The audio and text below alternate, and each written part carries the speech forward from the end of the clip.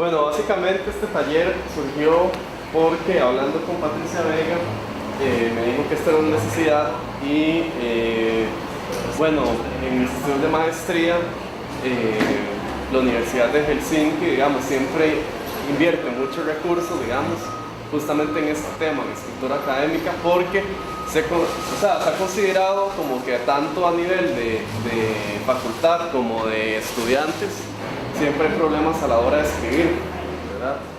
Y bueno, como somos poquitos, la idea mía con esto es que ojalá compartamos experiencias, dificultades, ¿verdad? Aquí están las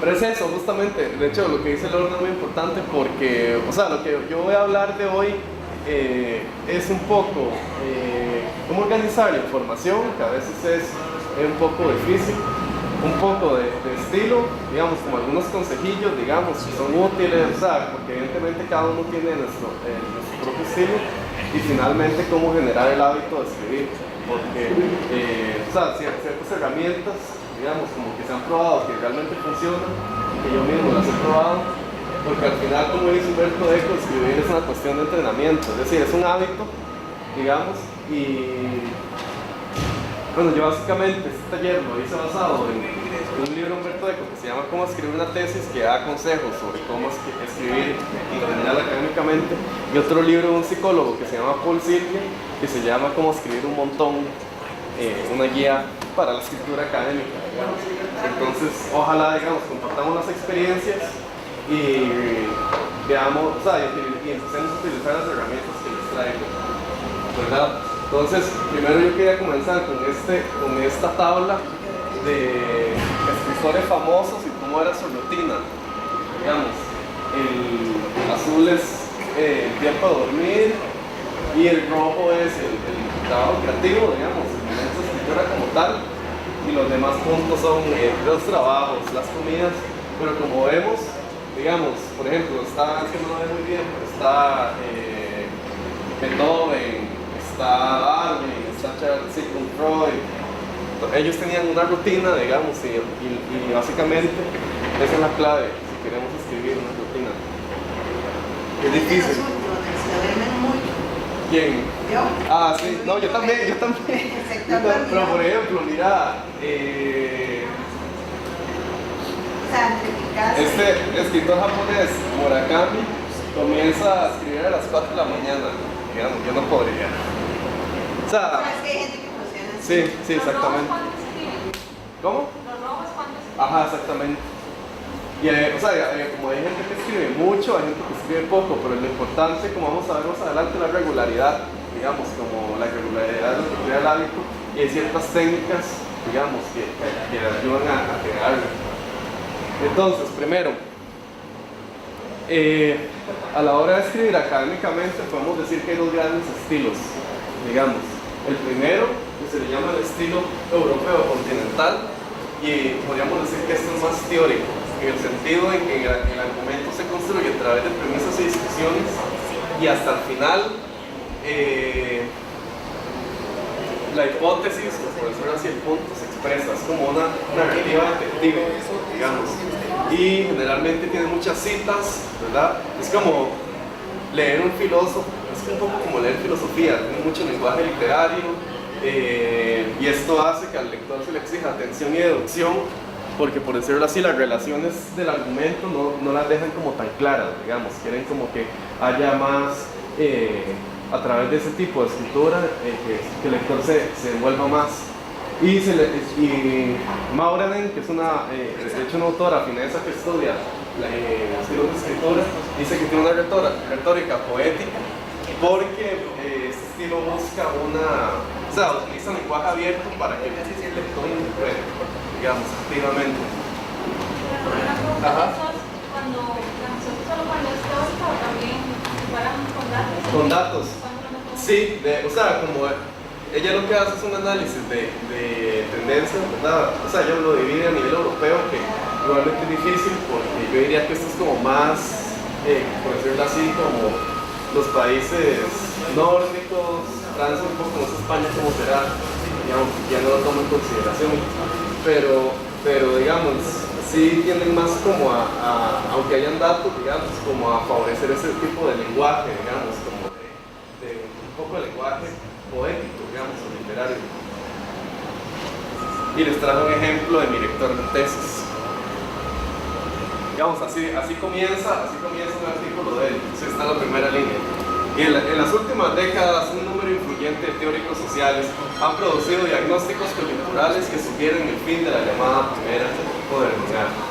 Y digamos, él sigue así, digamos, sigue discutiendo este tema, digamos, y hasta el final de la sección dice, este artículo trata de esto, y ya, digamos, como ya sigue, o sea, por decirlo así, teoría, analiza datos, pero, o sea, si bien hay secciones, o sea, no se delimitan tanto, o sea, como no se marca el fin de una sección. Y vamos a ver eso en el siguiente caso, que es el que se considera el modelo anglosajón o angloamericano. Y en este el argumento se presenta al inicio, la hipótesis, como punto de partida y luego se procede a explicar. Es decir, como al inicio del artículo, el libro dice, este artículo, este libro dice lo siguiente, y voy a decir por qué. Y utiliza estrategias metatextuales para indicar el ordenamiento del texto, que era lo que preguntaba Larisa, que por ejemplo en esta sección se discuten los principales hallazgos, o este artículo se divide así en la primera sección, que digamos en el anterior no, digamos, como en el anterior nunca va a tener eso. Sí, yo lo poquito que he escrito mi tendencia es esa. Que está bien, o sea, como, que es lo que, o sea, como para adelantar un poco, yo creo que también depende del objetivo, digamos, del objeto de estudio, y también de, o sea, como es cuestión también de facilidad, porque hay temas, digamos, si es algo más teórico, tal vez el otro más bonito, pero si es este, por ejemplo, vos que escribiste los documentales, o sea, como siempre mal, digamos, porque, o sea, como que le dice al lector de qué va a tratar. Y bueno, Maura le llama una retórica de marketing, yo le diría que es una retórica más periodística, pero no me quiero meter en esa discusión, porque la información se explicita y se elabora cuidadosamente para que esta se entienda a la perfección. Es decir, como en esta quiere, como que no haya ninguna ambigüedad, y en el otro, como que decía, que todo se sienta pensado, mira, ¿qué intenté decir con esto? Y se enfoca en el análisis empírico de la realidad social con el reporte de los resultados. Yo creo que por eso es que es así. O sea, que en el fondo esto demuestra, digamos, como tradiciones académicas de dos sitios, digamos, que lo golpean más hacia la discusión abstracta teórica y están los sajones más hacia los datos duros. Aunque, digamos, la pregunta de Larisa era buena, porque yo siento como que, aunque hayan datos, digamos, como el estilo europeo puede permear. Pero también eso va a cambiar, o sea, a qué revista lo manda uno, ¿verdad? También, al final, claro, o sea, que se claro. va a mandar De hecho, yo tenía una profesora que nos decía como, bueno, esto es una cuestión de muchas cosas, digamos, pero también para decidir en cuál estilo van a escribir, si bien mandarlo a una revista específica, revisen cómo es, digamos, porque cambia, es importante, porque si es una revista más de discusión y no lo manda en o sea, por ejemplo, estos elementos metatextuales en este artículo se ve así, a mucha gente le causa rabia porque están, o sea, como es como, qué pereza, que quiero, o sea, porque digamos, es una cuestión organizativa, no de trabajo académico. Pero yo siento que hay balances, y les traje un párrafo del libro de Carlos Sandoval, Fuera de Juego, donde yo quiero, o sea, lo que yo quiero decir es que no puede escribir académicamente, es bonito. Entonces voy a leerlo. Es pequeñito, hagamos el esfuerzo porque venimos de una cultura un poco fuerte. Entonces Carlos dice: en general la representación de la nación pretende aglutinar un nosotros inclusivo al tiempo que es profundamente selectiva. A lo mejor, en términos conceptuales, conviene interrogarse si este reto no debería plantearse en términos de sociedad y no de nación, pues nación acuña un sentido de exclusividad y homogeneidad que pocas veces deja lugar para el reconocimiento de lo diverso al interior de cualquier comunidad. Es decir, para mí o sea, yo seleccioné este parrafito, es del capítulo final, porque, o sea, ustedes ven que no es un lenguaje tampoco ni tan sencillo, pero ni tan elevado, ¿entienden? Que tiene un ritmo, digamos, que denota un poco de elegancia, o nota elegancia. Entonces, o sea, como yo creo que el punto de Larisa es muy bueno, de que hay que elegirlo. Pero a ver, yo creo que siempre...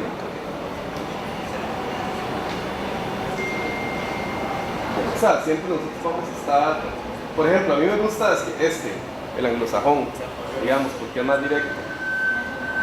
Pero uno puede tomar del otro, por ejemplo, jugar un poco con el... O sea, porque también yo siento como que a veces uno debería requerir la atención de los lectores, digamos. Entonces, tampoco escribir, porque no estamos escribiendo literatura, ficción, digamos, pero retarnos un poquito, digamos. Entonces traje un ejemplo de Ignacio Siles. Y esto es como la segunda línea para que vean la diferencia del primer párrafo de un artículo de él. Y si al estudiar el caso, la invención y los primeros procesos de desarrollo de Twitter, este artículo busca contribuir a teorizaciones actuales sobre el vínculo entre producción y uso de tecnologías mediáticas. Ven, o sea, como que en el primer párrafo define, digamos, objeto y a lo que vamos a ver.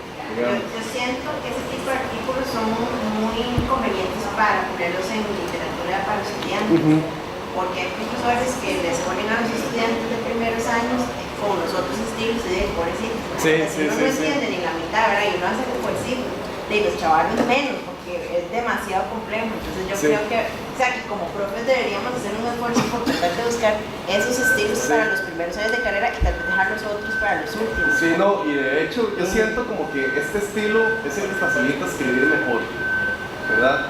Y a ver, tal vez porque somos de ciencias sociales y tenemos particularidades, porque si tal vez estamos escribiendo filosofía, el otro, digamos, como da más licencias, ¿me entendés? Pero yo sí siento que, por ejemplo, este autor que les mencionaba, Paul Silvia, él dice que a veces, o sea, generalmente uno no tiene esos espacios para discutir cómo escribimos, digamos, o cómo vamos a escribir. Entonces uno generalmente tiende como a copiar o a seguir modelos que uno ha leído y que muchas veces uno copia modelos malos sin cuestionarse ese tipo de estilo, cuál será mejor. Pero una pregunta, ¿esa es una traducción? Sí, es mía, sí, porque hay como cositas que se ven un poco raras. No, es por eso, porque también o sea, la propia sintaxis del inglés facilita ese tipo de construcciones. Según en español es más difícil hacer eso. ¿Por qué decís eso? ¿Qué lo pensás? Porque, digamos, esa oración, ese párrafo no es, digamos, gramaticalmente es correcto. Pero fuera por empezar así, como con un infinitivo, no sé. Sí, ya te entendí.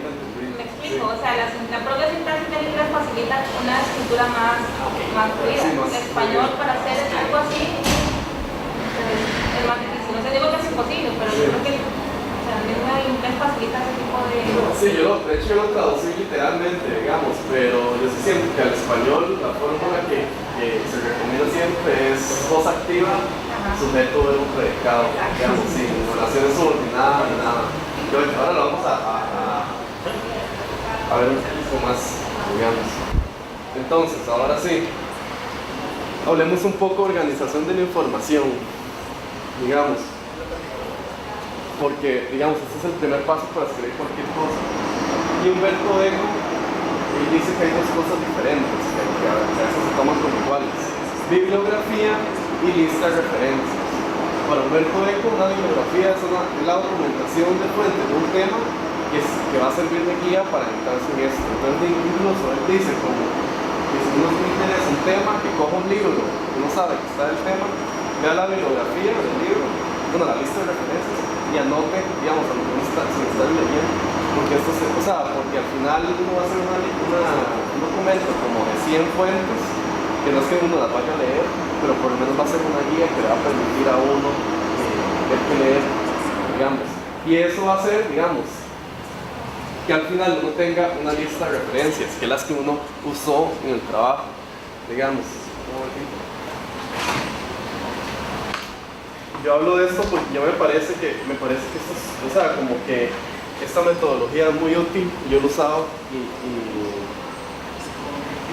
siento que da buenos resultados.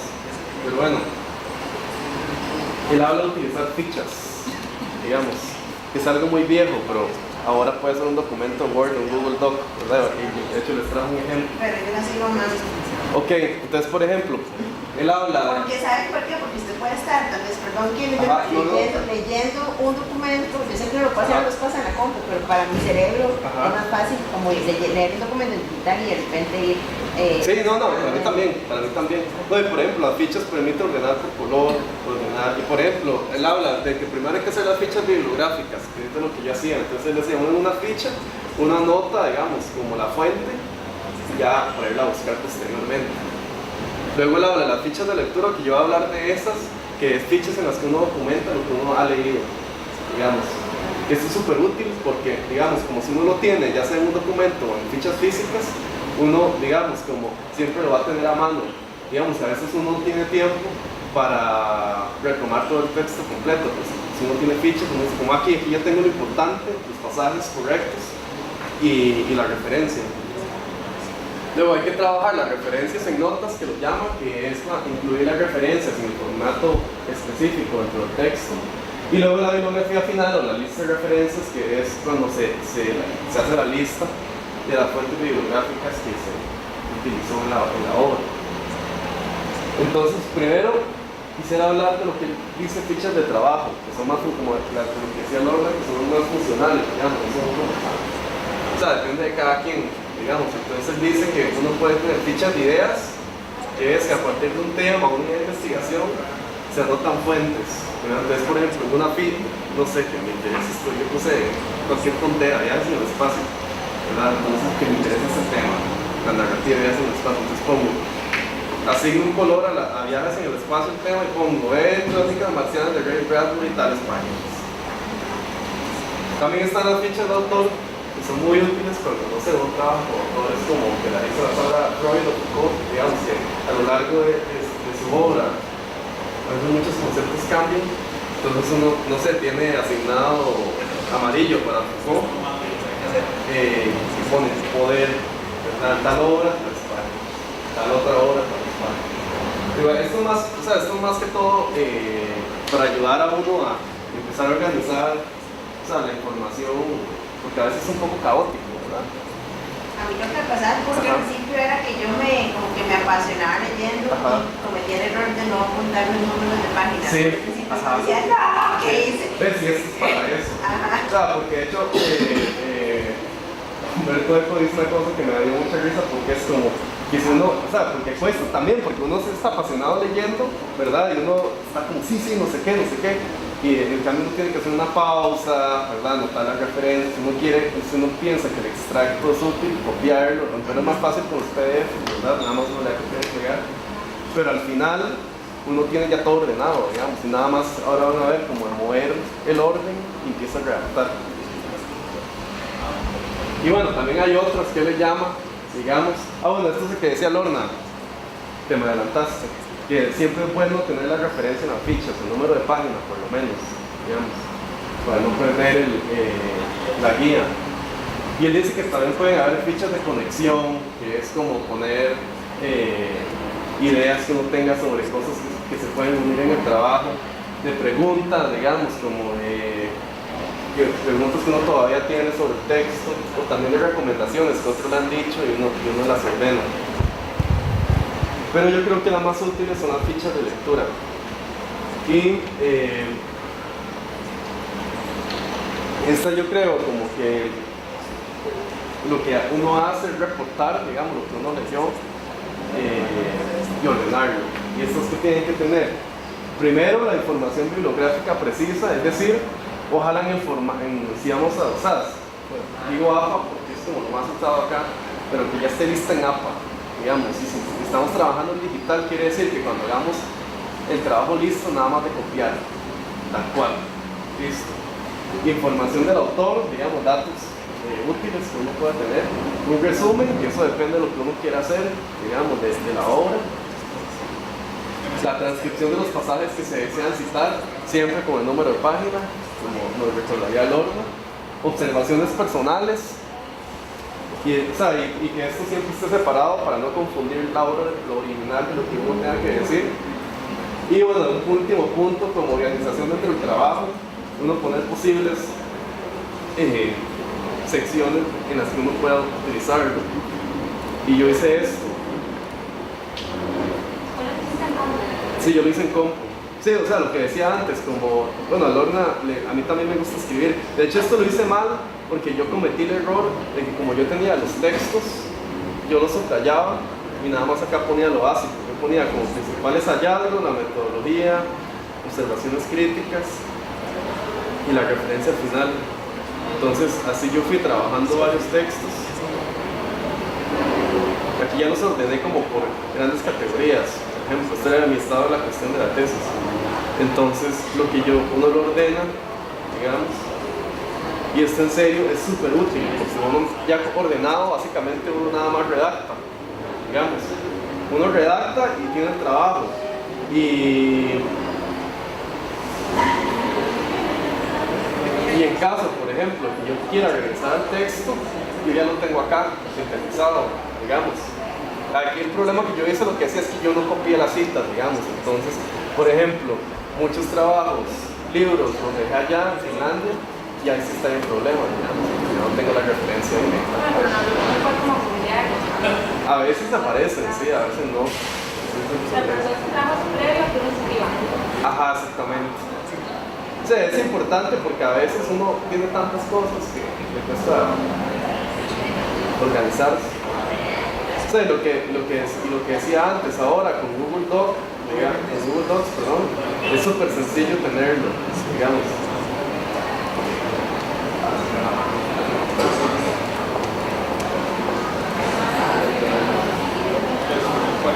¿A vos cuánto más atrás en la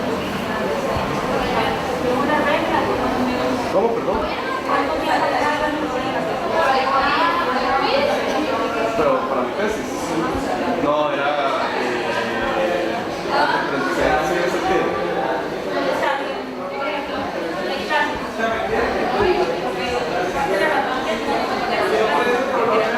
Ah, sí, yo sé de 1937. Pero entonces vemos lo más nuevo que está en la red social y que están atrás. O sea, nosotros si te podemos tener temporalidad. Sí, a nivel de organización. Sí, para el relato social. Ajá. Sí, yo llegué hasta muy actual, digamos. O sea, como años atrás. 2 años, 2013, digamos. Porque es que, por ejemplo, aquí para la licenciatura los expedientes son más de 5 años. ¿Ah, sí? No sabía eso. En la rúbrica viene más de 5 años. O sea, y hay una nota que dice como que se permite como mucho más de clases, pero yo quería saber si... O sea, solo el 50. Ajá, o sea, durante el 2012, o sea, artículo del 2012.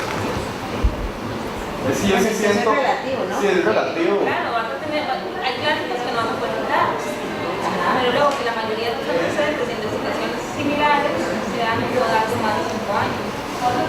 Ya entendí tu pregunta. Ajá, Ya, okay. Sí, yo no tenía ni. O sea, como si uno siempre le dicen que tenga un balance, digamos. Es que clases, Sí. o sea, uno no puede dejar de sentar clases. Por ejemplo, yo sé que esto fue una clase de Larissa Análisis del Discurso para la metodología, un libro de 1978, porque en serio fue el mejor que encontré. O sea, simplemente no había uno actual que superara a este, digamos. Entonces, Sí, yo lo que creo es que tal vez habría que valorarlo, ¿verdad? Porque, o sea, yo entiendo que la posición de la licenciatura fue porque las últimas tesis, antes de que se tomara esa decisión, era como el camino más re fácil. Entonces los estudiantes hacían unas tesis basadas en la teoría de la aguja y poder, digamos, ¿verdad? O sea, como, ¿verdad? Entonces era como que más bien se les iba la mano, ¿verdad? Y era como, vaya, agarramos una teoría que vimos ahí, ¿verdad? Y en bachi y nos vamos. Entonces, yo entiendo que haya ese control, pero que también depende del título que se está citando y el sentido que tenga, se podría autorizar, que haya más o menos del director, ¿verdad? Sí, no, en la rúbrica deja tener ese grado de flexibilidad, pero sí. A mí cuando yo escribí la tesis no había una regla estricta, pero sí a veces cuando me la volvían a citar me decían, hay un tema más reciente, yo hay más reciente, quería saber si igualmente yo creo como que es difícil incluso poner como una relación entre tanto porcentaje viejo y tanto nuevo, porque todo cambia, digamos.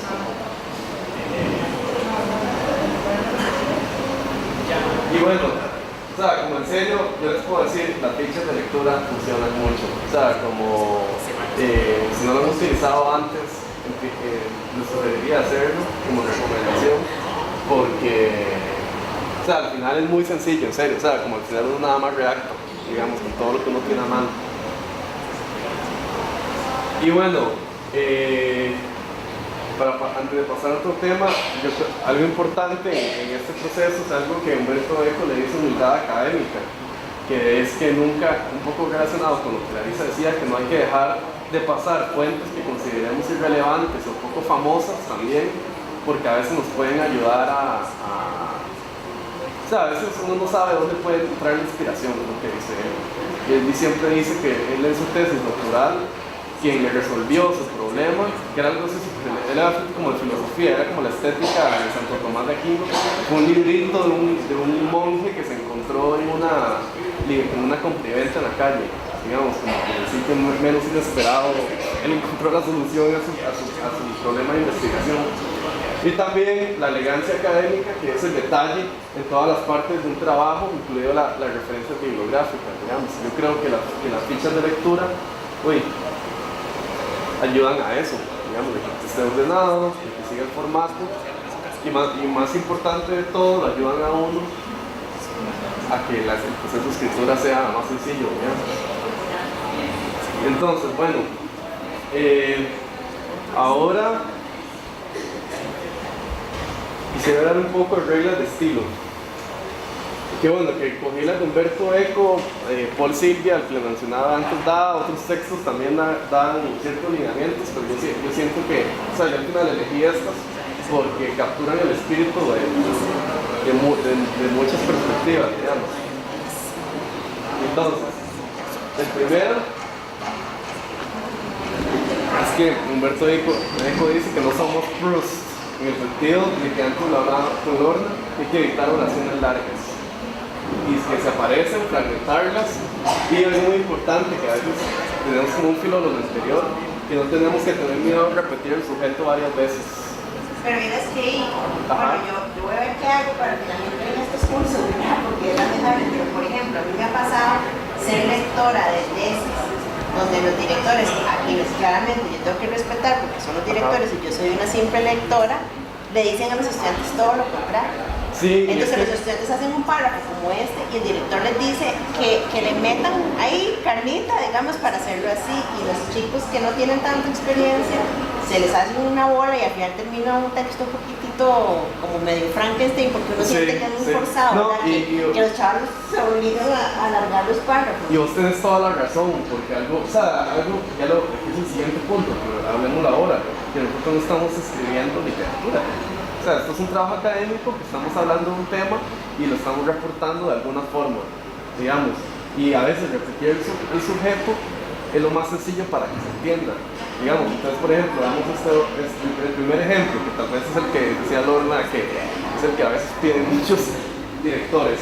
El pianista Wittgenstein, hermano del conocido filósofo, autor del Tratatus Lógicos y Filosóficos, que hoy en día muchos consideran la obra maestra de la filosofía contemporánea, contrató a Ravel para que le escribiera un concierto únicamente para la mano izquierda, dado que había perdido la derecha en la guerra. Es decir, el sujeto, que es el pianista, hablan más del hermano, ¿verdad?, que de él. Entonces, no sabemos cómo se llama el hermano. Ajá, entonces esta es como la mejor forma. El pianista Paul Wittgenstein era hermano del famoso filósofo Ludwig Wittgenstein, autor del Tractatus. No hay que poner que es una obra, ¿verdad?, porque para eso estaba Wikipedia, un diccionario. El pianista, repetimos sujeto, había perdido la mano derecha en la guerra. Por esta razón, el compositor Maurice Ravel, que antes, ¿verdad?, nos decían Ravel sin saber quién era, le escribió un concierto que requería únicamente de la mano izquierda. Ven, o sea, como incluso aquí no hay, o sea, como aquí no hay en ningún momento en la primera, no hay un punto que separe, digamos, la oración. O sea, son solo subordinados, y se entiende mucho mejor la segunda. Sí, a mí, para no repetir el sujeto, yo lo que se ponía mucho es egoísta. Sí, que está bien, pero al final es mejor. Se siente como muy rara, no sé, como Pero yo siento que eso es algo como que nos enseñan en el colegio, que está como mal. Ajá. Pero de nuevo, está, o sea, lo importante, ¿qué queremos? Que el lector nos entienda, digamos, lo importante. Bueno, el segundo es que uno no es E. Cummings, que E. Cummings era un poeta, digamos, escribía así el nombre, minúsculo, es decir, que nosotros no somos literatos, y que el discurso académico es un metalenguaje, es decir, estamos utilizando el lenguaje para ver otros lenguajes y que por eso tiene que ser entendible para cualquier persona. Y de hecho Humberto Eco, aquí copié esta frase porque me gusta mucho, dice: el pseudopoeta que escribe un trabajo académico como poesía es un escritor despreciable y probablemente un mal poeta. Desde Dante hasta Eliot, y desde Eliot a Sanguinetti, cuando los poetas vanguardistas querían hablar de su obra, ellos escribían en prosa clara. Y cuando Marx quiso hablar sobre los trabajadores, no escribió como un trabajador de su tiempo, sino como un filósofo. O sea, como... yo creo como que esto es más como un consejo emocional de asumir eso, es como esos gusanitos interiores de decir como: uy, no repitamos el sujeto, uy, no veamos esto porque para que suene mejor, más elegante. O sea, al final, al fin y al cabo, y eso me pasa mucho a mí, yo a veces digo como: esta frase la puedo decir más sencilla, siempre usar, hagámosla más sencilla, digamos. Sí, pero digamos, a mí me ha pasado, perdón que te interrumpa, que yo he ido a congresos, ¿verdad?, internacionales, y voy a ponencias y son absolutamente, no se entienden, digamos. Sí. Yo lo que escuché un señor que había hecho un doctorado en España y yo me río un poco porque se lo juro, o sea, el señor empezó a hablar y yo decía, o sea, tenía que como driblar demasiado lo accesorio para entender la idea central de lo que el muchacho estaba tratando de decir, digamos, y me parecía una exageración. No, y más como eso, era un discurso oral, o sea, como que uno debería ser más bueno, claro. oral, vos sabes que hay gente que lee las ponencias, entonces que lleva el artículo, se sienta ahí y empieza a leerla, entonces peor, porque para peor es verdad, uno así como, madre, o sea, una presentacióncita ayudaría a no perderse tanto. Yo siento personalmente que es algo como muy latino, como que queremos, lo que vos decías, como menos no, métale carnita, pero que sea más, porque yo tenía ya una amiga mexicana que ella, o sea, como ella toda su educación universitaria la hizo en Europa, que decía que tenía amigos en México, que le decían como: hey, léeme tal sección de la tesis. Y ella me decía como 2 páginas para una idea, decía, yo me moría, digamos, como... Porque sí, o sea, yo siento que en serio la simplicidad, y que no, es algo como que yo lucho personalmente, o sea, cada vez que escribo, es lo más importante. Pero digamos, como, has visto que ahora, bueno, no es una tendencia reciente, pero es como una tendencia, o ya es como más bien una moda, o es que era ya, como, no sé, como digo, cuando ya se instala, que la gente le pone como títulos super catchy a los artículos. Ajá. Como en plan de, o sea, como cultura popular, y a la hora que llegas es una cosa súper densa. No sé si has visto eso, como que yo leí un artículo de alguien quejándose de que ahora todo el mundo pone como títulos sexys o sí, o catchy, como igual con la cultura popular, y que a la hora no reflejan ni el contenido, ni es como que ya se ha vuelto como un meta discurso también en la manera en que uno formulan los títulos. Sí. O sea, como entiendo tu punto y es cierto, pero... Como marketing. Ajá. Sí, como marketing académico. Ajá. Que es más, que además como que eso se hace con el consentimiento de las mismas revistas. Que lo sí, ponen pero es ahí, difícil o... porque a veces uno pone un tema, o sea, yo soy de la idea de honestidad. Entonces, si escribí un artículo un poco aburridón, lo siento, pero el artículo refleja lo que, el título refleja lo que es. Yo siento que uno debería ser honesto con el lector, pero a veces a uno le dice: no, busco otro título más sexy. Es eso, como... Al final es un poco eso también, ¿verdad? Es como que los cuantos poetas, no sé, a veces son buenos, pero luego es como que ya se han explotado.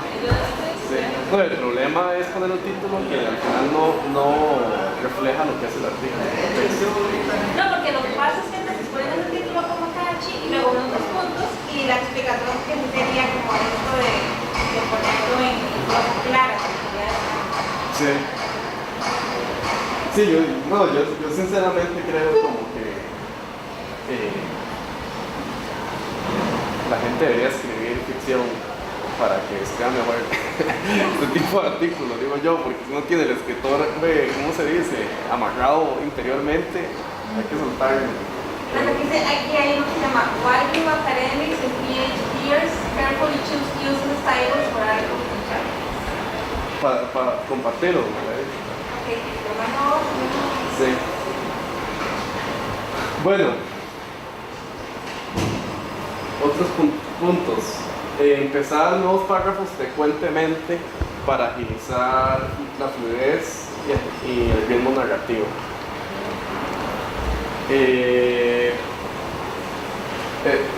Humberto Eco nos dice, escribir todo lo que se venga a tu cabeza, pero solamente en el primer borrador. Porque lo que decíamos, como también es eso, que él critica mucho, como que a veces cuando uno escribe, uno quiere enseñar todo lo que uno sabe, y dice como no, o sea, como los textos tratan sobre ciertas cosas y lo importante es eso, o sea, que es un poco lo de los títulos también, como no, porque hay que jugar como intrépido, de sexy, digamos, como a lo que venimos, seamos honestos, digamos. Y algo muy importante es utilizar a nuestros amigos como ratas de laboratorio para que lean nuestros textos, para ver qué piensan, digamos. Ok, y él aquí creo que hace esta observación que es bastante importante, que dice, evitar las elipsis, que una elipsis es una separación temporal, y lo que él quiere decir es que si vamos o sea, como usar conectores, ¿verdad? Como que era el caso del texto por ejemplo, por esta razón, por consiguiente, porque ayuda a que la idea esté más clara. Las exclamaciones y no explicar las ironías. Y él aquí da como varias guías, por ejemplo, para ciertos recursos. Para las figuras literarias, él dice que deben utilizarse como metáforas, símiles, ¿verdad? Únicamente cuando ayudan a clarificar el argumento y no se deben explicar. O sea, él dice que si explicamos que es una metáfora, somos malos escritores y que no deberíamos usarla porque no creemos que nuestro lector es muy inteligente, lo suficientemente inteligente. A las comillas, él dice que se deben utilizar para indicar, uno, citas directas, el término de jerga o argot, o que un término se utiliza como un concepto. Lo que quiere evitar, es lo que él quiere evitar es cuando la gente, no sé si ustedes han ido a trabajos que es como, y entonces este argumento hace que esto, y uno como hay demasiadas comillas, digamos, como que se relaciona un poco con lo que el siguiente punto, que es que utilizar ironía solamente si se está seguro que el lector o lectora lo va a captar, o sea, nunca expliquemos la ironía, digamos. Pero si se usan cuando es jerga o argot, digamos, si yo pongo lo que se conoce como MAE, digamos, ajá, sí. eso sí lo puedo poner Sí. en comillas, ¿verdad? O bueno, creo que APA, no estoy seguro, Larisa dice que se debe poner en cursiva. Es lo que tenía duda, Ajá. no sé si ahora APA lo recomienda poner en entre comillas o cursiva, no sé. Sí, pero bueno, a ver, como es una guía, pero o sea, el punto es evitar el sobreuso, digamos, y entonces Lorna dijo que Wolf estaba grabando y uno como... Las comillas empiezan como ironía. Ajá, o sea, dice que en ese caso no hay que poner las comillas, porque, o sea, es claro que es una ironía, digamos, y que si uno no está seguro, mejor no usarlo, digamos. Y él sí dice que cuando estamos hablando de paradojas, sí hay que poner que es una paradoja, porque uno corre el peligro de que uno quede como una persona que dice una contradicción, o sea, siempre hay que poner que es una paradoja. Ok. Este consejo me parece que es bueno y es que siempre hay que empezar a escribir la sección de trabajo con la cual uno se sienta más cómoda. Porque, o sea, él dice como, ¿por qué empezar a escribir la introducción si no sé, si uno acaba de analizar los datos y es lo que uno se siente más cómodo escribiendo? Y, o sea, yo creo que lo importante es que el trabajo es algo que siempre va a estar en constante evolución. Entonces como que no hay que preocuparse por escribir cronológicamente. Él dice que siempre cuando introducimos un término por primera vez, hay que explicarlo. Y aquí la pregunta sería, ok, hemos estado hablando de utilizar lenguaje sencillo, pero hay términos técnicos, ¿verdad? Entonces, ¿qué hacemos? Paul Silvia lo que dice es que para un término técnico uno debería elegir palabras sencillas para explicarlo. O sea, porque es una cortesía que uno le da al lector para, o sea, en lo que se pueda, ¿verdad? Tampoco es simplificarlo demasiado, pero también era un poco lo que antes vos decías, Lorna, como de grandilocuencia, como para qué, si lo que queremos es explicar un concepto, una teoría, ¿verdad? Hacerlo adecuado, más sencillo.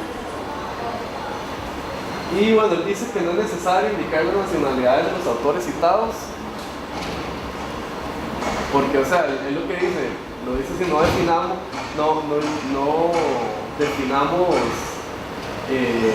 si definimos Roma, tenemos que definir Tombuctú. O sea, lo que él quiere decir es que si le ponemos la nacionalidad a un autor, hay que ponérsela a todas. Entonces, como que no es necesario. O sea, aunque quizás, no sé, en algunos casos podría ser pertinente. Sí, no, de hecho... Digamos, hay un man que a mí me encanta que se llama José Luis Benítez, que es de la UCA de El Salvador, y él tiene todo un brete sobre las familias, o sea, todo el tema de migrantes en Estados Unidos y las tecnologías, ¿verdad? Entonces, a ver, y pienso también en Salvador, no es lo mismo un salvadoreño escribiendo sobre migración centroamericana que un costarricense. Claro. ¿Verdad? Entonces, tal vez en el caso de Benítez valdría la pena citar que más salvadoreño. De hecho, bueno, yo sí creo como que en ese caso es importante ponerlo, y Eco dice como que sí, incluso dice como que a veces los aspectos biográficos, digamos, que son muy importantes, deben introducirse como al inicio, de nuevo, como que al principio de antes, que si definimos el término, definámoslo al inicio, porque sí, o sea, obviamente hay casos que, ¿sabes? Y bueno, yo no sé, el último es un poco polémico porque él dice que es mejor utilizar el nosotros al yo a la hora de escribir. Digamos, hay gente que no le gusta, hay gente que escribe en impersonal. Yo trato de escribir en impersonal, por ejemplo, pero bueno, o sea, como yo, estos tips que les traje de estilo,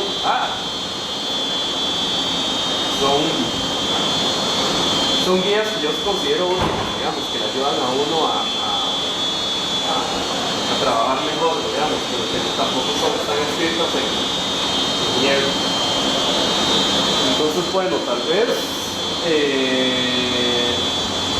todavía no han llegado con el refrigerio.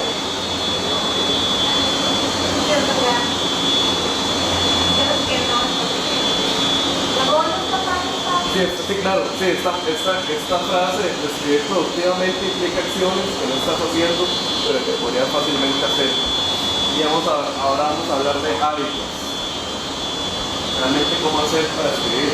Y esta sección yo vengo a hablarla no como un experto, sino como un penitente que lucha día a día con esto, digamos. Entonces, bueno, Paul Silvia, que yo les puedo pasar el libro si gustan, cómo escribir un montón, se llama.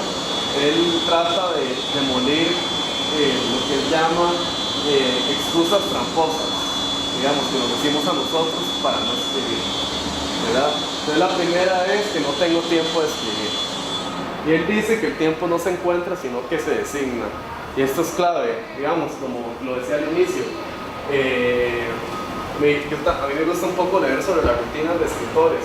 Y siempre, digamos, el factor clave es la regularidad, digamos. Es la constancia a la hora de escribir. Y Paul Silvia dice que el secreto no está en el número de días ni horas, sino en establecer la rutina, digamos. Y él propone que si no le cuesta mucho, como salgan 4 horas a la semana. ¿Quieres diario? A la semana, sí, ir aumentando, digamos. De hecho, él dice que en su rutina le escribe 2 horas al día, únicamente. Y de hecho, bueno, Silvia, o sea, dice como, bueno, incluso 4 horas a la semana, si uno realmente las utiliza para escribir, uno se va a sorprender de lo que va a hacer. O sea, porque son... Escribir sobre escribir. Ya voy a eso, buena pregunta. Ajá. Sí, porque yo tenía un colega que trabaja conmigo en AFP, que bueno, él es literato, no es académico, ¿verdad? Se llama Oscar Núñez y el man tiene varias novelas y ha ganado. Sí, él escribió hace poco, ¿verdad? Una sobre la campaña del 55 sí. Olivos. Y ese madre trabajaba en una agencia de noticias, ¿verdad? Que es un trabajo muy pesado. Era casado, tenía un hijo pequeño. Entonces yo una vez le pregunté, yo le dije, madre, ¿cómo hace usted para escribir novelas? Porque de repente, ¡pum!, salía una novela, ¿verdad? Y entonces él me decía eso, que él tenía una costumbre que era que él, digamos, él trabajaba, bueno, hacía sus cosas, cenaba con su familia y cuando se acostaba, él dedicaba 2 horas, como decirte, de 10 a 12 de la noche a escribir. Y ahí iba, a eso digamos, sí, hasta que la novela estaba terminada, que él no se ponía como límites. Y decía, bueno, de ahí sí, es una buena forma de... Sí, no, y en serio, o sea, como toda la literatura que uno consulta dice eso, o sea, como que... Y tampoco es escribir, o sea, como lo que dice Paul Silvia, como son 4 horas a la semana, o sea, es como 1 hora de lunes a jueves, digamos. Ya con eso él dice, uno va a ver, o sea, uno se va a sorprender de lo que uno escribe, o sea, de lo que uno produce, digamos, al final. Y él dice que hay que evitar lo que él llama binge writing, que es cuando uno tiene un deadline, entonces como tengo que escribir un artículo en 1 semana, entonces un trabajo, ¿verdad? Entonces la risa a la cara, ¿qué pone algo de eso? Sí, yo en mi tesis también yo lo hice mucho. Y, o sea, porque para él escribir tiene que ser un acto cotidiano, hasta mundano, le dice, como esa es la clave de la acción productiva. Y lo importante es defender el tiempo de escribir, porque él dice él dice lo siguiente, como cuando nosotros damos clases, nosotros respetamos ese horario. Incluso le decimos a la mamá de uno, no me llame cuando estoy dando clases, porque no hacer lo mismo cuando escribimos, porque somos docentes profesionales y también somos escritores profesionales. Entonces él dice que hay que defender ese horario. Entonces él dice como que no hay que dar, pues esto es como más para vos, Lorna, porque vos sos la directora y mucha gente te va a visitar. Él dice que uno no debería de tener miedo a decir que no, o sea, hay que decir como, hey, no, este es mi tiempo de escribir, porque si la gente se enoja, quiere decir que son malos escritores. Porque ajá, exactamente, porque dice que si la gente realmente comprende el trabajo de uno, va a comprender que uno necesita escribir, digamos. Sí, es que es muy ingrato, porque el otro día yo hablaba con Patricia Vega que la mayoría de la gente aquí saca vacaciones para escribir, o sea, es una tontera, ¿verdad? Pero... No, de hecho él habla de eso, bueno, y más en Estados Unidos, que es súper competitivo, o sea, que ese es el binge writing, como escribir en vacaciones, escribir en Semana Santa, ¿verdad? Y él realmente sugiere, digamos, que si uno tiene ese horario, uno lo va a lograr, digamos, uno va a hacer bastantes cosas. Y aquí viene un punto que era lo que decía Lorna, que una excusa a veces es que tengo que leer más antes de escribir, ¿verdad? Entonces él dice que se tiene que leer en el tiempo asignado a escribir, ¿verdad? Porque él dice, escribir es más que poner palabras sobre un papel. Cualquier obligación que es instrumental en completar un proyecto de escritura cuenta como escribir, que es desde leer literatura, ¿verdad? Incluso hasta revisar la bibliografía, ¿verdad? Hasta hacer cosas de forma, digamos, revisar, o sea, hasta incluso un tiempo para bosquejar el orden, digamos, de lo que uno va a escribir, eso cuenta. Y lo importante es, ya sea 1 hora, 2 horas o cuanto sea, solo estar dedicado a eso, digamos. Otra excusa, necesito un espacio de trabajo. Y él dice que en cualquier espacio se puede escribir, lo que se necesita es autocontrol y disciplina. Entonces él dice lo siguiente, la mejor forma de autocontrol es evitar situaciones que requieran autocontrol. Entonces, por ejemplo, él dice que donde él escribe, él es en una computadora básica sin internet. Porque él sabe, o sea, es eso, como dejar las tentaciones de lado, digamos. O digamos, y aquí las bibliotecas pasan vacías y la verdad es que son espacios bastante buenos para trabajar. Sí. O ahora que se ha vuelto una convención social, de que si uno tiene audífonos, no te hablan, digamos eso. Porque uno está escuchando música, uno nada más se pone los audífonos y ya. Digamos. Bueno, vos que tenés oficina, apagar la luz.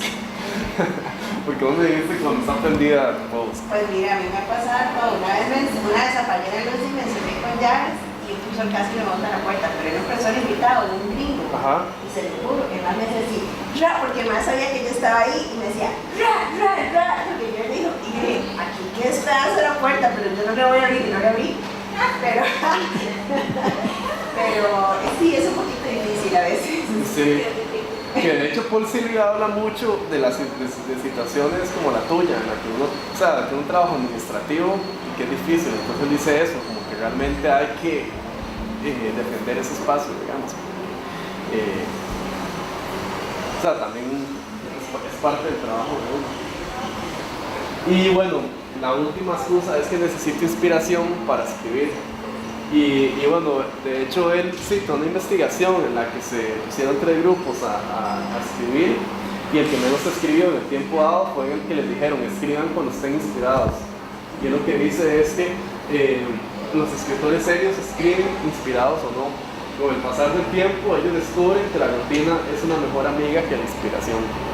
Y digamos, vean esta caricatura, que el writer's block es lo que, como el bloqueo de cuando uno no sabe qué escribir, que en inglés block es cuadra, ¿verdad? Entonces es como que la cuadra de los escritores, todo el mundo hablando menos escribiendo, digamos. Entonces, por así no, el horario, digamos, como es lo esencial, o sea, como vamos a seguir teniendo técnicas, digamos, pero sin eso no, él dice como no hace nada. Ok. Él dice que algo muy importante es elegir objetivos, porque planificar es parte de escribir. Y los objetivos del proyecto son que voy a escribir y en cuánto tiempo necesitamos hacerlo, ¿verdad? Porque tal vez el compañero Lorna que escribía novelas no tenía un deadline, a veces solo tiene que ver con eso. Y yo creo que hasta que se pasó al jaguar. En serio, ahora sí quiere. Y bueno, Silvia recomienda que para tener una presión estos objetivos tienen que ser visibles, ya sea en una pizarra que uno la vea en el trabajo, o en post-its o otros pequeños que uno tenga cerca de la estación de trabajo, de la compu, digamos, como para recordar que uno tiene algo por hacer, y hacer un cronograma en caso de deadlines. Y algo, y él dice como que hubo los objetivos, como decir, como si escribir un artículo, un capítulo, es algo muy vago, que nosotros deberíamos trabajar con objetivos más pequeños al día. O sea, como me toca escribir, ¿qué voy a hacer? Y que este objetivo tiene que ser pequeño para realmente cumplirlo, digamos, para cumplir la tarea. Entonces él propone como ejemplo los siguientes: escribir al menos 200 palabras. Imprimir el primer borrador que escribí ayer, leerlo y revisarlo. Escribir los primeros 3 párrafos de la conclusión. Revisar la referencia del texto y agregar las que hagan falta. Releer 2 capítulos del nuevo libro, ese es el nuevo libro de Sandoval para recargar los materiales. Hacer brainstorming y bosquejar mi nuevo proyecto. Releer los comentarios del artículo que me volvieron de la revista y realizar los cambios. O sea, son cosas pequeñas, ¿verdad? Como que lo ayudan a uno a cumplirlo. Y yo también siento, perdón, que a veces uno mismo se hace mucho drama. O sea, y bueno, particularmente la gente que está haciendo tesis, digamos, está haciendo doctorado, tesis de maestría, y siempre ahora que es como una cosa así, que no nos deja vivir y es como una verdad. Y yo creo que es mejor ir así, o sea, como decir, voy a ir con pequeños metas, porque si uno dice, me falta el capítulo 3, entonces es como un estrés innecesario. Sí, me falta todo el capítulo, pero voy a hacer otra así. Sí, no, y vos tenés toda la razón. Incluso yo cuando estaba escribiendo la tesis, que lo que yo es que fue la clase de Larisa a presentarla, era, o sea, a la hora de analizar los datos era un proceso súper largo. Entonces yo dije 2 horas todas las mañanas. Entonces yo fui así, yo duré así como 2 meses en eso, pero, o sea, obviamente estaba presionado, pero era así 2 horas terminado. O otra vez cuando yo hice la primera tesis de maestría, yo estaba trabajando y yo lo que hice fue que yo saqué, o sea, yo fui adelantando todo, la recolección de datos y todo, y yo siempre vacilo y digo que yo escribí eso en 15 días. O sea, porque yo tenía como todo muy adelantado y yo saqué vacaciones 15 días, pero breteé todo el día como si fuera un trabajo. O sea, trabajaba de 8 a 12, me paraba, iba al gimnasio, almorzaba y después me volví a sentar de 2 a 6. O sea, súper militar, y lo saqué. Pero es eso, o sea, es la rutina. O sea, yo creo como que es algo que todos sabemos, que a mí particularmente me cuesta mucho hacer. Sí, no tan claro. Que cuesta, digamos, pero como que están las herramientas para hacerlo, digamos. Y algo, bueno, otra técnica es para presionarse a uno, es monitorear el progreso. Porque para Silvia, o sea, para fomentar la rutina, uno tiene que estar consciente del progreso que llevamos, digamos, porque es bonito ver, ¿verdad?, que uno va avanzando. Y eso nos obliga, digamos, a escribir todos los días como para poner el check, ¿verdad? Y entender cómo trabajamos también, porque ya van a ver la propuesta que él hace. O sea, porque uno puede sacar tendencias y tiempos. Si uno lleva el control de lo que uno escribe, uno puede saber, por ejemplo, relajadamente, uno en cuánto escribe un artículo, digamos, un capítulo. Y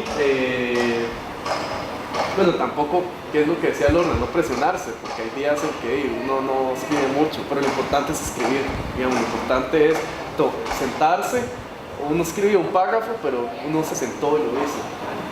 Y algo muy importante es que después de finalizar un proyecto, uno debe darse una recompensa, que es que un buen almuerzo, no sé, comprarse una taza, cosas pequeñitas. Exactamente. Pero él dice que esta recompensa no puede ser dejar de escribir, porque es como, él dice, es como estar dejando de fumar y fumarse un cigarro para celebrarlo.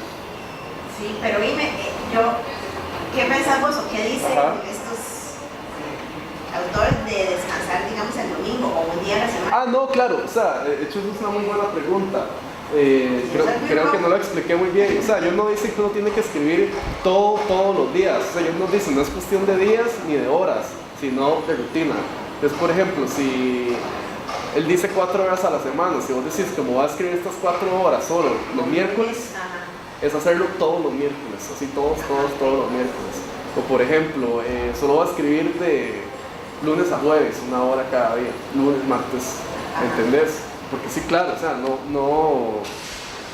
uno tiene que descansar, ¿verdad? No, él habla de la recompensa cuando, por ejemplo, uno envió el capítulo, o uno terminó el trabajo, digamos, o uno, un pequeño logro, digamos. A mí me decía como trabajas 6 días y descansas 1. Sí. No, sí, es que es sano, porque si no de ahí. Sí, no, o sea, como si no estoy diciendo que escribamos así como hasta Navidad. Y a ver, como, si uno no escribe un día, tan cero drama, digamos, nada, la cosa es volver a escribir al siguiente. Entonces, de hecho, él propone la siguiente tabla, él dice que lo hacía en SPSS, él es un psicólogo, de hecho, o en Excel, y es una tabla que tenga mes, fecha, día de la semana, palabras, que es el número de palabras, el objetivo, él dice que, bueno, poner 1-0, porque es SPSS, poner sí o no, es decir, sí escribí, no escribí, cuál es el proyecto, comentarios y el año, que obviamente uno lo puede hacer como quiera. No pensás que lo vayas a hacer. No podría, tendría que pagar a alguien para que lo haga por mí, para que me monitoree a mí. Pero es algo sencillo, o sea, él lo que dice es que si uno comienza a ver que uno va escribiendo, uno se motiva, digamos, como, mira, escribí ayer, como uno va a escribir hoy, por ejemplo, escribí no sé, cuando me tocaba, tengo que hacerlo hoy. Pero él dice como que eso es como tal vez Larisa nos pueda profundizar, que es como una motivación psicológica para presentar. Sí, yo lo que es más como muy cognitivo-conductual. Sí, es muy cognitivo-conductual, sí. Es como muy de cuantificar tareas, decirle a la gente. Él saca las tendencias de su productividad y todo. Sí, para un artículo científico, tanto. A mí me gusta eso del premio. Pero sí, está bien. Sí, el premio está bastante bien. Entonces uno dice, voy por una botella al mes. Entonces ya uno le pone.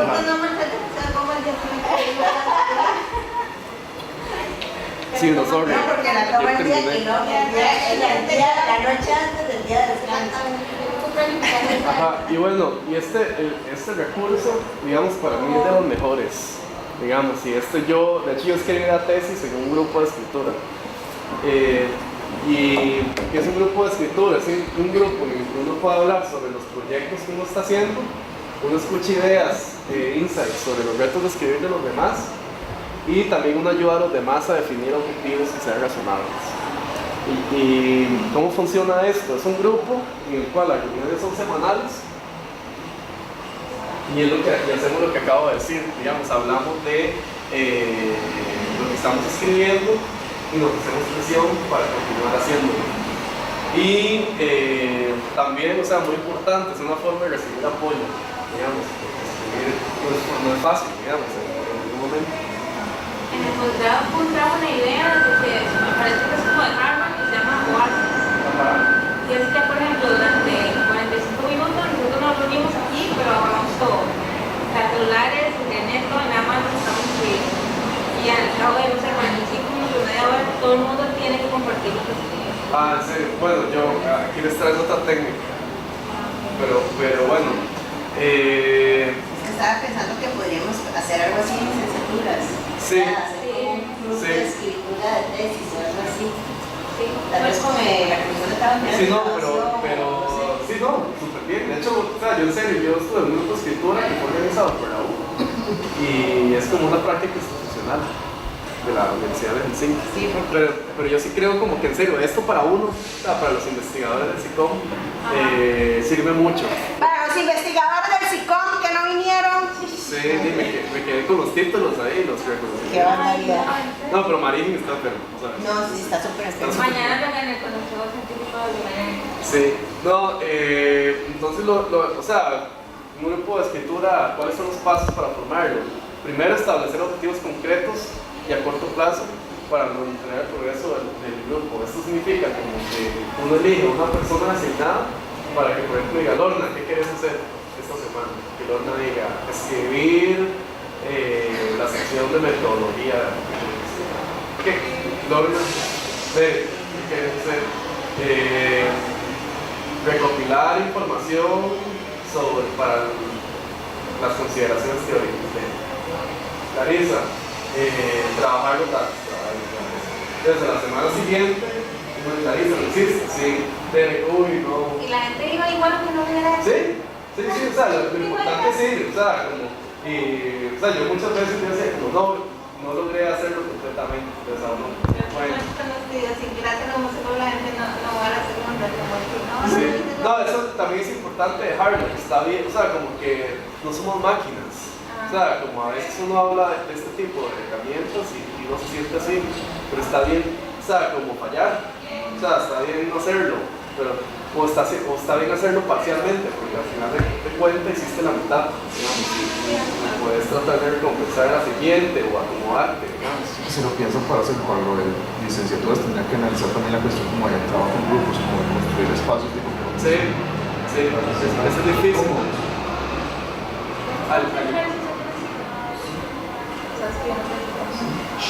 No solo. Bueno. Y bueno, y yo propongo que, o sea, porque la reunión semanal puede ser corta, nada más para establecer objetivos y nos fuimos. Pero también yo sugeriría que si uno se va a ver, que uno lo use para trabajar colectivamente, y ahí es cuando yo propongo la técnica Pomodoro, que es muy útil en mi experiencia. ¿Vos la conoces? Sí. La técnica Pomodoro consiste en lo siguiente. Si no trabajara como... ¡Qué bueno! Sí. Bueno, yo sugeriría la técnica Pomodoro en el Pomodoro. Y es la siguiente, es que uno marca 25 minutos en el reloj y uno comienza a trabajar sin distracciones. Digamos, si por ejemplo uno está trabajando y si uno se le viene a la mente, no sé, como, tengo que llamar a mi mamá, uno sigue llamar a mi mamá y uno sigue trabajando, ¿verdad? Suena el reloj de los 25 minutos y uno tiene 5 minutos de descanso.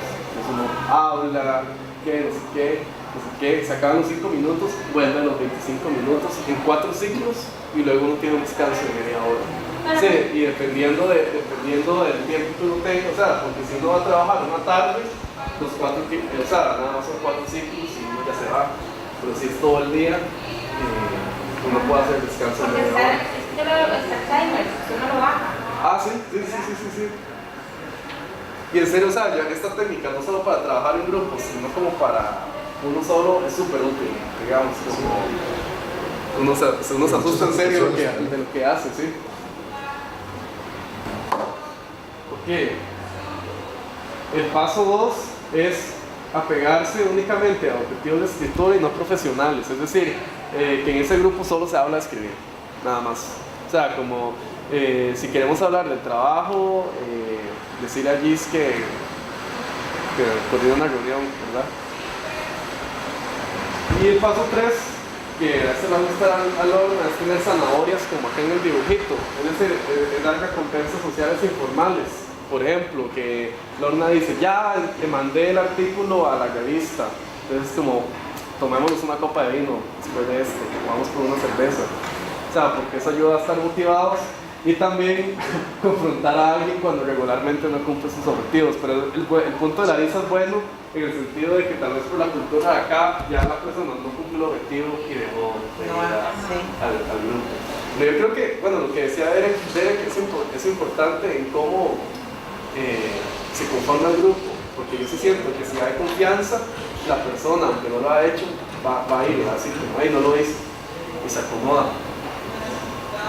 Y el paso 4 es tener grupos diferentes para profesores y estudiantes, que era un poco, ¿quién era el que decía Larisa o Lorna? De los grupos para la licenciatura. Bueno, Pul lo propuso para el posgrado, porque, o sea, la cuesta que terminen ustedes en nuestro posgrado, que toman todo. Entonces sí, como para ayudarles a eso. Ajá. Y paso 5 es tener café. Ah, bueno, fíjate, perfecto. Siempre tomar café, sí. Pero yo siento, a ver, como que a ver, siempre va a ser un reto escribir, digamos, y no sé, a veces hay excusa, digamos, y lo difícil es eso, como realmente procurar tener un horario. Y bueno, tenemos las herramientas del grupo de escrituras. Yo realmente escribí mi tesis así, en un grupo de escritura, creo que sí da frutos. O sea, como marcar el progreso, que tal vez a uno les gusta, a otros no, pero lo importante es tener un horario. Y bueno, de hecho el café vino idealmente porque eso era todo. Pero, digamos, cuando vos escribís los artículos no los estás pensando en la revista donde los vas a mandar. No, obviamente sí, ¿por qué? No, porque, no sé, me pareció que era un proceso más orgánico de que uno se sentaba a escribir y luego leía, porque, digamos, a mí como la directriz de mis tutores ha sido, escojamos primero la revista y adaptamos el contenido a la revista. Porque también parte de esta lógica, que yo creo que se repite con la tesis, ¿verdad? Con la tesis uno tiene esos dos momentos de como amor por el conocimiento, querer producir algo y tener que decir algo sobre algo y luego cumplir con algo que es un trámite, entonces tiene que empezar con esos dos como en esa disyuntiva, ¿verdad? Me estás bien que los pasos de la vida o dime, tengo que graduar ya porque las cosas al final, pero no. Sí, de hecho, bueno, a ver, no sé si me entendí, pero a ver, todos estos procesos, o sea, como idealmente uno debería estar visitando siempre, digamos. Entonces, por ejemplo, si uno quiere escribir un artículo para determinar la revista, uno nada más incluye todos los requisitos dentro del proceso, escribir regularmente, entender, tener un grupo de escritura, pero o sea, yo sí siento como que o sea, lo que todo el mundo coincide es que en la academia se discute muy poco sobre escribir. O sea, como que uno lo obliga a hablar bien, digamos, a dar clases bien, a tener otras habilidades, y no sobre el escribir, es que escribir es muy importante. No, porque luego es lo que te puntúa. Exactamente, y de hecho, como dice Paul Silvia, créanse, es lo que él dice, ustedes son escritores, o sea, como son escritores profesionales que ocupan tiempo, ocupan tener un momento para poder pensar, digamos. Al final de cuentas, para eso le pagan a uno, para pensar. Pero no está súper contemplado, ¿verdad? No, no sé, como en el plan de trabajo uno no puede poner que va a escribir. Es que solo la gente que tiene investigación. Ajá. Por eso es que hay que hacer o sea, yo había pensado, pero bueno, eso es metas como un poco de mediano plazo, repensar cómo el Consejo Científico así como adjudica los tiempos a investigación, a quiénes y por qué. Porque es algo que la universidad hace, es que a vos te pagan para investigar y escribir. O sea, dentro de la plata que a vos te están pagando durante esos 2 años o ese año, ¿verdad? Se contempla que vos estás investigando y escribiendo. En el caso de la docencia no. Lamentablemente, en el caso de la docencia, lo que se te paga es para, bueno, obviamente también hay que leer, etcétera, pero no se escribe. Entonces sería mencionar, y es lo mismo que pasa en la acción social, que me parece que es un poco injusto, digamos, y cuando a la gente de acción social le dicen, ay no, es que sistematice sus experiencias de acción social para un artículo, y lo que les estoy pidiendo es que trabajen en su tiempo libre, ¿verdad? Para apuntar, pero sí. Entonces digamos que habría que hacer como un pensamiento más estratégico en la agenda académica que la escuela nunca ha tenido, ¿verdad? De cuáles proyectos de investigación son prioritarios y por qué, y a quiénes, y se deberían rotar más, en fin, es una cosa que hay que entrarle pronto, pero digamos que no es algo así que haya que hacer ya, pero sí es algo que hemos valorado, que efectivamente, ¿verdad? O porque alguien tiene medio tiempo y otro no, Sí, bueno, yo sugeriría, para las licenciaturas, los grupos de escritura son bastante útiles, digamos, que también, o sea, como parte del éxito es de los estudiantes, ¿no? Que digan, bueno, vamos a ver, por ejemplo, tal día siempre para hablar de los objetivos. Y tal vez decirles, o sea, tal vez como los estudiantes de licenciatura trabajan, como proponer ese grupo de escritura, más que todo para definir objetivos, digamos, como para darse un momento, hablar de escribir, como lo han pasado, y irse a la casa, o sea, porque si es después del curso es un poco cansado, pero o sea, como a ustedes, si yo estuviera acá, yo podría ser uno de la gente del psicólogo, y estaría bonito. Y bueno, ahí ustedes tienen las herramientas, digamos, para mejorar productividad, digamos, algunos lineamientos de estilo. Y bueno, ojalá esta presentación por lo menos les haya dado un buen consejo que puedan aplicar para mejorar en esta gran hazaña que es escribir.